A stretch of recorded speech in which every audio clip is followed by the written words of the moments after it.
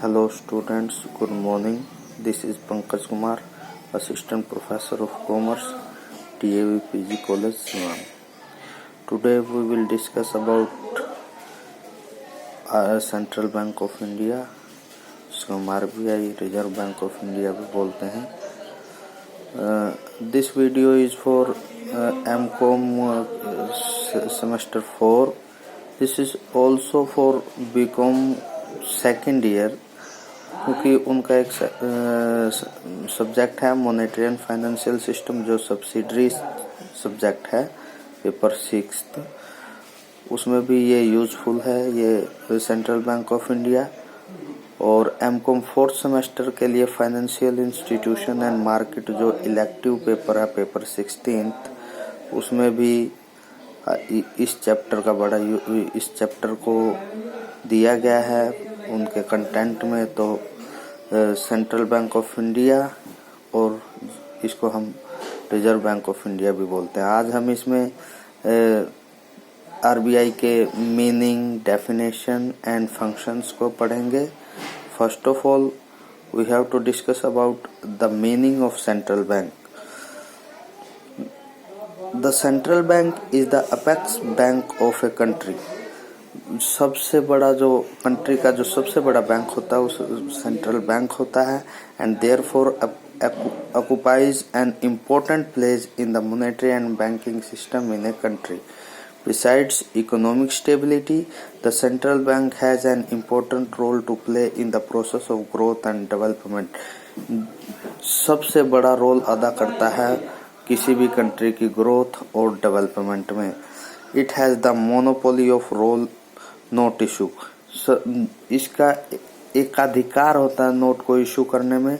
और ये note issue, हालांकि जो सिक्के होते हैं वो गवर्नमेंट करती है, लेकिन जो नोट जारी करने का काम करता है वो सेंट्रल बैंक किसी भी कंट्री का करता है. जैसे भारत का central bank reserve Bank of India है, इसी तरीके से हर एक कंट्री का अपना अपना एक सेंट्रल बैंक है. बैंक ऑफ इंग्लैंड है जो इंग्लैंड का सेंट्रल बैंक है, अमेरिका का फेडरल बैंक है. तो इस तरीके से हर एक कंट्री का अपना एक सेंट्रल बैंक है जो नोट इशू करने का काम करते हैं. It is also called bankers bank. ये बैंकों का भी बैंक है, क्योंकि देश में जितने भी बैंक्स हैं, ऑर्गेनाइज्ड बैंक, अनऑर्गेनाइज्ड बैंक, और इनकी जितनी भी कैटेगरीज हैं बैंक्स की, इन सभी को गाइडलाइंस इशू करने का काम भी उस देश का सेंट्रल बैंक करता है. भारत में आरबीआई हर weekly, yearly, monthly guidelines issue करता है. बैंक और बैंकों को, कमर्शियल बैंक्स, कोऑपरेटिव बैंक्स और जितने भी बैंक्स हैं उन सभी को गाइडलाइन इशू करने का काम आरबीआई करता है. तरह तरह के बुलेटिन्स, आरबीआई बुलेटिन्स के नाम से भी मैगजीन जारी करता है, जिसमें रूल्स, रेगुलेशंस दिए होते हैं जो अदर बैंक्स इसको फॉलो करते हैं. It should function in the interest of the public and well-being of the entire country. In India Reserve Bank of India, जैसे मैंने आपको पहले बता दिया, इंडिया में रिजर्व बैंक ऑफ इंडिया है जो सेंट्रल बैंक का काम करता है. In England bank of England है, और अमेरिका में फेडरल बैंक है जो इस तरह के जो सेंट्रल बैंक है. हम ये कह सकते हैं अब वर्ल्ड में जो पहला सेंट्रल बैंक था, इट इज एस्टेब्लिश्ड इन 1668. 1668 ईस्वी में स्वीडन में ये पहला सेंट्रल बैंक बना था. लेकिन it is not authorised central bank. ये ऑथराइज्ड नहीं था. The authorised central bank is established in 1694 with the establishment of Bank of England. जो ऑथराइज्ड सेंट्रल बैंक था वो बैंक ऑफ इंग्लैंड था. 1694 में जो ऑथराइज्ड था, ये देश का पहला वर्ल्ड का पहला सेंट्रल बैंक माना जाता है.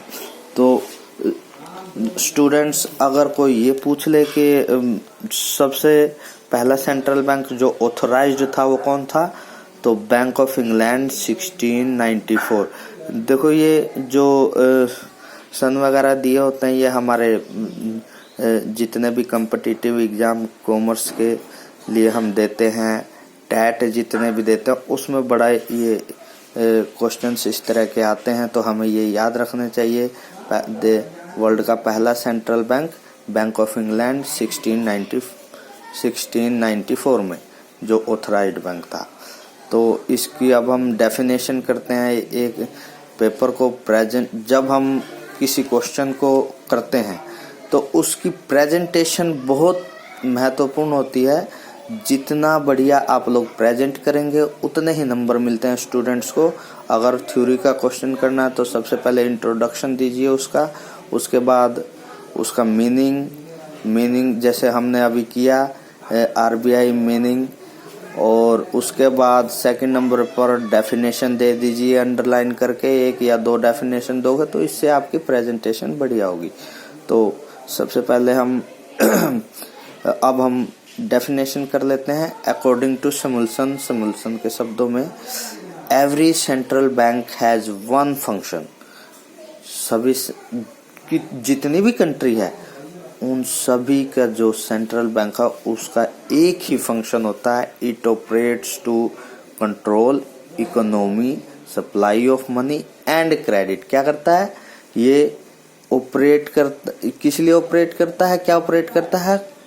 मनी को कंट्रोल करने की, मनी को सप्लाई करने की और क्रेडिट सप्लाई करने का सारा जिम्मा, सारा कंट्रोल कौन करता है? Central bank. तो हम ये कह सकते हैं, अगर हम शॉर्ट में करें, रिजर्व बैंक ऑफ इंडिया है जो इस काम को करता है भारत में। RBI is established in 1935। RBI कब बना था? भारत में जो रिजर्व बैंक है 1935 में, अकॉर्डिंग टू एक्ट 1934। आरबीआई का एक्ट कौन सा है? 1934 1934 एक्ट के अकॉर्डिंग आरबीआई की स्थापना हुई थी। कब? 1935 में। हम ये कह सकते हैं 1 अप्रैल 1935 को आरबीआई की स्थापना हुई थी। कोई ये पूछ ले कि आरबीआई की स्थापना कब हुई थी? 1 अप्रैल 1935 को। लेकिन जो इसका एक्ट है वो कौन सा है? 1934 में। भारतीय अर्थव्यवस्था में नोटों की छपाई करना और उसकी आपूर्ति करने का काम भी रिजर्व बैंक ऑफ इंडिया ही करता है। तो दोस्तों ये जो इंफॉर्मेशन है, जितने भी सन्स हैं, ये आप सभी को याद करने चाहिए, याद रखने भी चाहिए। अब हम करेंगे organisation and management of Reserve Bank of India. इसकी ऑर्गेनाइजेशन क्या है, इसकी मैनेजमेंट क्या है? तो हम ये करेंगे on the recommendation of Hilton Young Commission, Reserve Bank of India is established on 1 अप्रैल 1935। मैंने पहले बता दिया आप सभी को। 1 अप्रैल 1935 को reserve Bank of India establish हुई थी।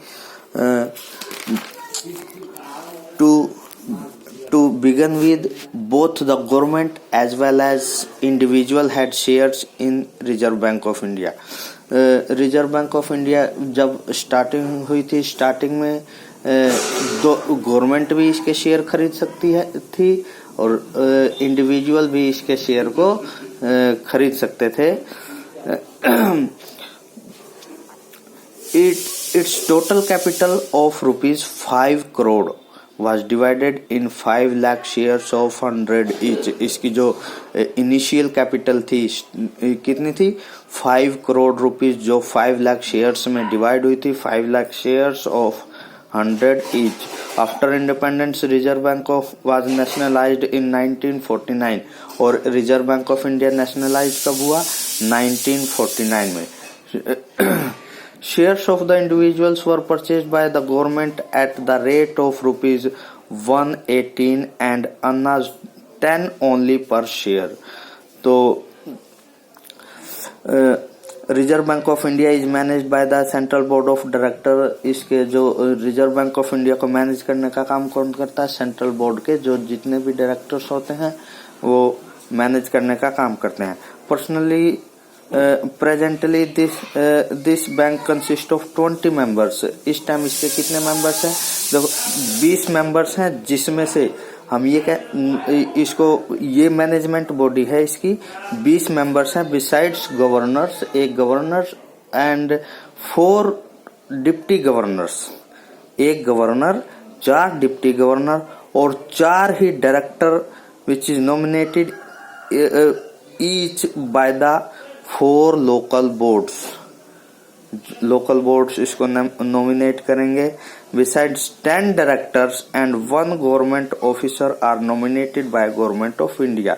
गवर्नमेंट ऑफ इंडिया भी इन नॉमिनेटेड करती है 10 मेंबर्स को, जिसमें से 10 तो क्या है director. This boards are established respectively in Mumbai, Kolkata, Chennai and New Delhi. According to the Reserve Bank of India Act, the term of nominated member is for 4 years। जितने भी इसके मेंबर्स हैं नॉमिनेटेड मेंबर्स, इसकी जो कार्यकाल है कितने का है? 4 साल का। गवर्नर और डिप्टी गवर्नर जो होते हैं उनको जो गवर्नमेंट अपॉइंट करती है कितने साल के लिए करती है? 5 साल के लिए। तो इनका कार्यकाल कितना है? 5 साल के लिए। बैंक हेड ऑफिस हमारा जो रिजर्व बैंक का है वो कहाँ स्थित है? मुंबई में। The bank has 4 offices and 14 branches. इसके 4 ऑफिस हैं और 14 ब्रांचेस हैं। अब इस चैप्टर का जो सबसे इम्पोर्टेंट पार्ट है दोस्तों, वो करेंगे हम main functions of Reserve Bank of India. हम इसके फंक्शंस को करेंगे। The functions of Reserve Bank of India is divided into 3 parts और this is most important part of this chapter. ये क्वेश्चन आता है लगभग 90% हर बार ये क्वेश्चन आता है, तो इसलिए इसके ऊपर ज्यादा ध्यान देने की जरूरत है। हम कर रहे हैं functions of Reserve Bank of India. This function is divided into 3 parts और इसको हम एक फिगर की सहायता से भी समझ सकते हैं। Like that this is the figure of functions of RBI reserve bank. सबसे पहला हमारा ट्रेडिशनल फंक्शंस ऑफ आरबीआई, दूसरा है डेवलपमेंट फंक्शंस ऑफ आरबीआई और तीसरा है regulatory functions of RBI. Regulatory functions को हम जो आरबीआई का रेगुलेटरी फंक्शन है, इसी से दूसरा क्वेश्चन भी बनता है, मेथड टू कंट्रोल क्रेडिट। ये मेथड ऑफ क्रेडिट कंट्रोल इसी को बोला जाता। अगर क्वेश्चन ऐसा आ जाए method of credit control adopted by RBI, तो हम रेगुलेटरी फंक्शंस के जितने भी पॉइंट्स है आगे हम पढ़ेंगे, तो इसको लिख लोगे तो तब भी हमारा क्वेश्चन ये ठीक हो जाएगा। तो हम अब बारी बारी से फंक्शंस ऑफ आरबीआई को हम पढ़ेंगे डीपली। थर्ड फंक्शन हमारा डेवलपमेंट फंक्शन, ये सेकंड था सॉरी। तो पहला फंक्शन किया हमने ट्रेडिशनल फंक्शंस ऑफ आरबीआई, दूसरा है डेवलपमेंट फंक्शंस ऑफ आरबीआई और थर्ड है रेगुलेटरी फंक्शंस ऑफ आरबीआई। अब हम इसकी एक्सप्लेनेशन करेंगे बारी बारी से। सबसे पहला करते हैं हम traditional functions of RBI. Traditional functions of RBI again divided into 3 parts. हम ट्रेडिशनल फंक्शन को भी 3 पार्ट में डिवाइड करते हैं। सबसे पहला हम पार्ट है इसका central banking function. Central banking function को परफॉर्म करता है। दूसरा है general banking function, general banking function को परफॉर्म करता है। और तीसरा है प्रोहिबिटरी फंक्शन ऑफ आरबीआई। तो अब हम क्या कर रहे हैं? Traditional function of RBI. Traditional function of RBI को आगे 3 पार्ट में डिवाइड किया गया है। कौन कौन सा? Central banking function, general banking function और प्रोहिबिटरी फंक्शंस ऑफ आरबीआई। अब हम सबसे पहला करते हैं ट्रेडिशनल फंक्शंस का पहला सब फंक्शन, हम इसको बोल सकते हैं central banking function. Central banking function में आरबीआई कौन कौन से फंक्शंस को परफॉर्म करता है, क्या क्या करता है? सबसे पहला issue of paper currency, note जारी करता है। आप सभी को पहले बता दिया आरबीआई एक मोनोपोली मोनोपोली है आरबीआई के पास नोट जारी करने की। दूसरा है रेगुलेशन ऑफ क्रेडिट, क्रेडिट को रेगुलेट करता है। बैंकर्स बैंक, ये सभी पॉइंट मैंने आप सभी को पहले बता दिए। बैंकों का बैंक है, बैंकर ऑफ द गवर्नमेंट, सरकार का भी बैंक है। रेगुलेशन ऑफ फॉरेन एक्सचेंज, जितने भी फॉरेन एक्सचेंज है उसको रेगुलेट करने का काम करता है। एक्सपोर्ट असिस्टेंट, एक्सपोर्ट की सहायता करता है। Change of currency, currency change करता है। ट्रांसफर ऑफ करेंसी, करेंसी को ट्रांसफर करता है। ट्रेनिंग इन बैंकिंग, बैंकिंग की भी ट्रेनिंग करता है। तो ये सेंट्रल बैंकिंग फंक्शन थे जो हमारा ट्रेडिशनल फंक्शन का पहला सब पार्ट था, सेंट्रल बैंकिंग फंक्शन, उसको कंप्लीट किया। दूसरा हम करेंगे ट्रेडिशनल फंक्शन का ही दूसरा जो सब पार्ट है, जनरल बैंकिंग फंक्शन। तो दोस्तों आज की वीडियो में इतना ही, ये हम आगे फिर करेंगे कल, यहीं से स्टार्ट करेंगे जनरल बैंकिंग फंक्शन से।